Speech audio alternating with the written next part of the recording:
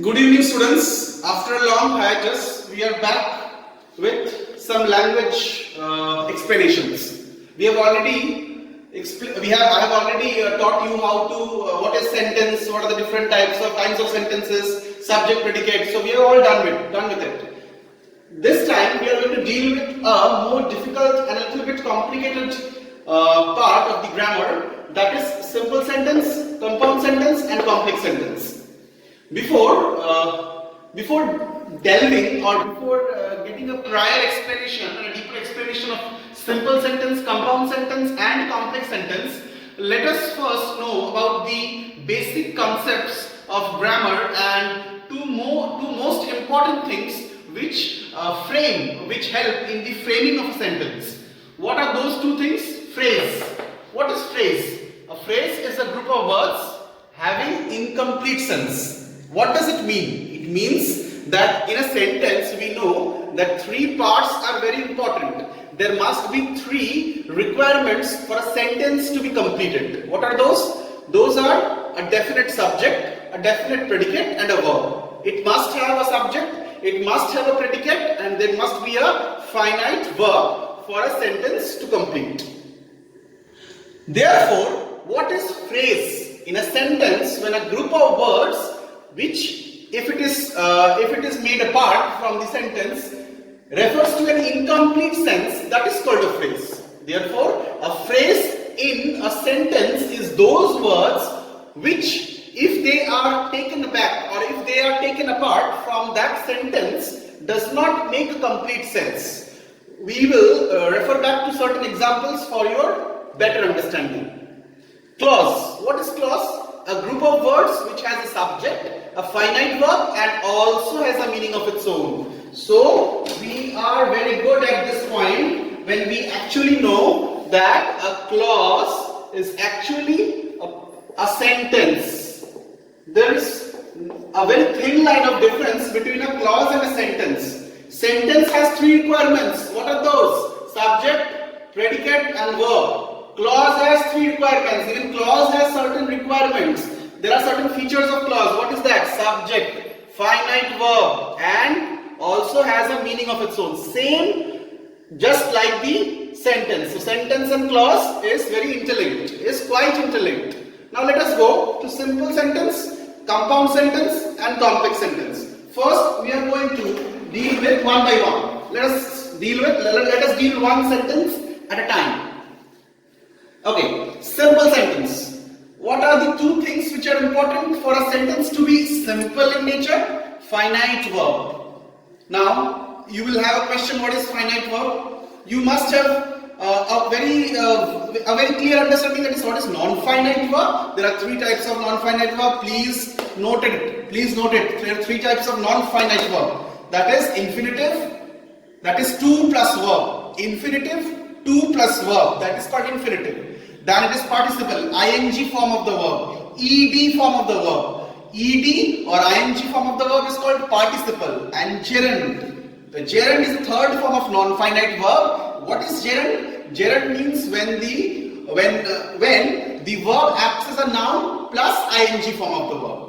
Then, like we can say, seeing is believing. So here see is a verb, but it is acting as a noun. So when the verb is acting as a noun and ing form is applied with it, it is called gerund. Like seeing is believing. So see as a verb is used as a noun with the help of ing.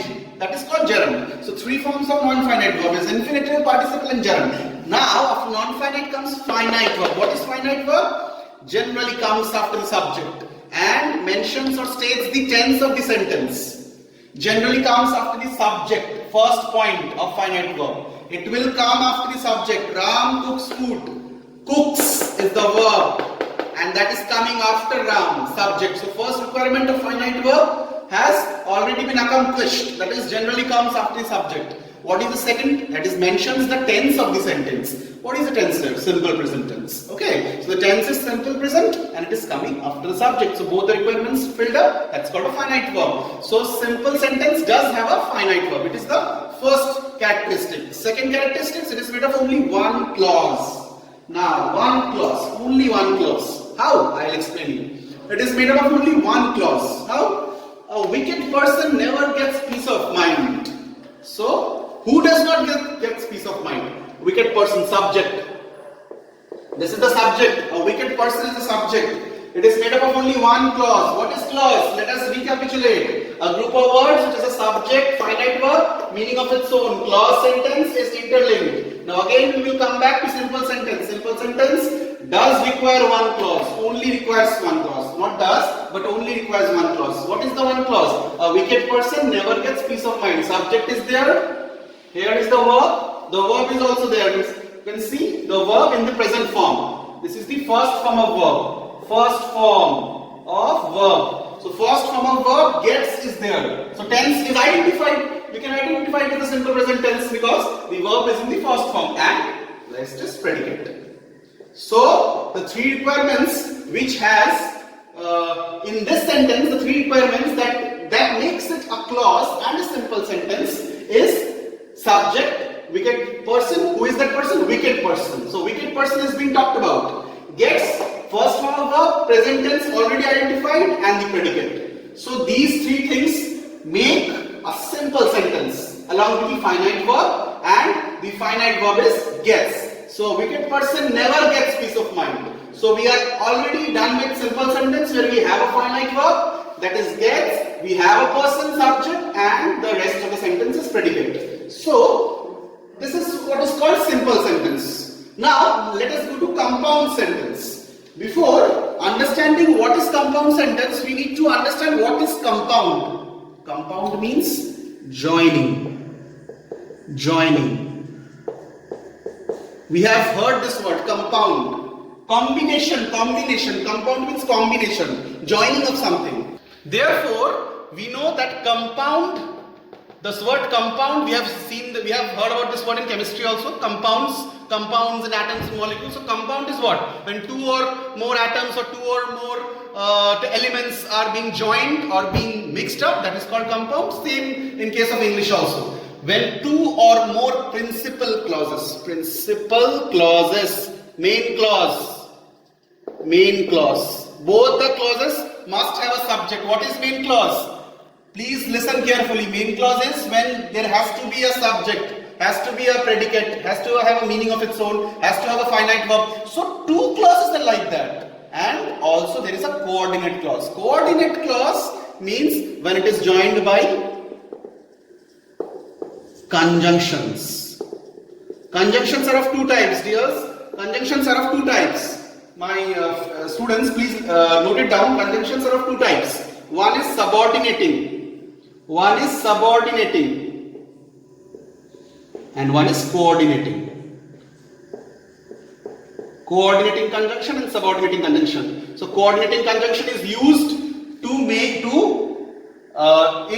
coordinating conjunction is used in compound sentences. Now compound sentences, what do we know? That made up of two or more principal or main clause. And principal or main clause means it must have a subject, must have finite verb and a meaning of its own. Let's look at the examples. She entered the room. We got the subject, we got the verb, and we got the predicate. So we are okay with it. She entered the room. Subject is there, verb is there, and room is there. Finite verb is there. Past form of the verb, symbolizing the tense, past tense and past form of the verb. She switched on the light.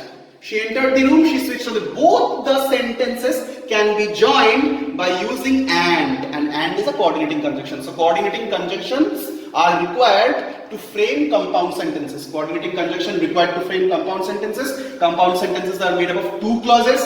There are two clauses. See, both the clauses standing on their own. Do not need anything. They don't need any stick.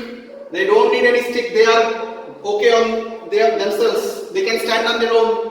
So these two sentences, she entered the room, correct. She switched on the light, correct. Both these sentences have she, subject, entered, switched. These two are verbs and rest is predicate. So has a meaning of its own. Now let us join them. She entered the room and like this. There are many other coordinating conjunctions. We will read about them. And when I will be explaining you about conjunctions in a detailed manner, we will be explaining about what is conjunction, what are the different types. But and is one of the coordinating conjunction which helps the two clauses to join and frame a compound sentence. So like this, we are almost done with simple sentence, compound sentence. Next comes complex sentence. Next we will be dealing with complex sentence.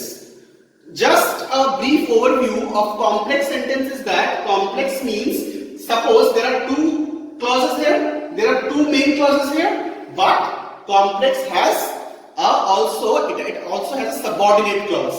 Here it is a coordinate clause where two clauses are joining by using coordinating conjunction. Why it is coordinate clause? Because coordinate clause can be only joined by using coordinating conjunction. But in complex there is also another clause which is a little tricky and a little difficult for you people to understand, but still there has to be a complex sentence, because a complex sentence always complements a simple and a compound. Therefore, we will be reading in detail about what is complex sentence, what are its types, and how can a complex sentence be identified, and we'll recapitulate about simple sentence and compound sentence in our next class. Hope you have been able to understand, and this simple sentence, compound, phrase, clause, these concepts are overall clear to you. Let us meet in our next video for further explanation. Thank you and have a nice day.